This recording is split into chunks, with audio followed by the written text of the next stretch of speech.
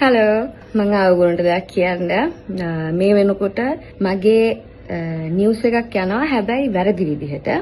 තාම මේක කේස් එක ඉන්වෙස්ටිගේෂන් එක යන නිසා මට හරිම කතාව ඔයගොල්ලන්ට කියන්න විදියක් නැහැ. හැබැයි මම ඉක්මනටම මේක ඉවරයක් වෙච්ච ගමන් ඔයගොල්ලන්ට ඇත්ත කතාව මොකද්ද කියන එක කියන්නම්. එහෙම නිවුස් එකක් ආපු පළියට ඒකේ ඇත්ත නැත්ත දන්නේ නැතුව කිසිම කෙනෙක් ෂෙයා කරන්න එපා. මොකද මම මගේ නම කැත කරන්න මේ කරලා තියෙන දෙයට මම ලීගල් ඇක්ෂන් අරගෙන තියෙන්නේ.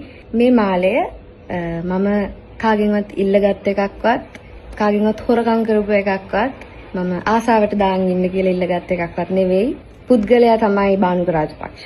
බානුක රාජපක්ෂ යාගේ අත් දෙකෙන්ම මගේ බෙල්ලට දාපු මාලයක්. මං ගැන කන්සර්න් වෙලා මට කෝල් කරපු අයට මට මැසේජ් කරපු අයට ගොඩාක් ස්තුතියි ඔයගොල්ලෝ හැමෝටම. සහ මේ නිවුස් එක ෂෙයා කරන්න කලින් මට කතා කරලා මේක ඇත්තද කියලා අහපු කට්ටියට ගොඩාක් පිං ගොඩාක් ස්තුතියි.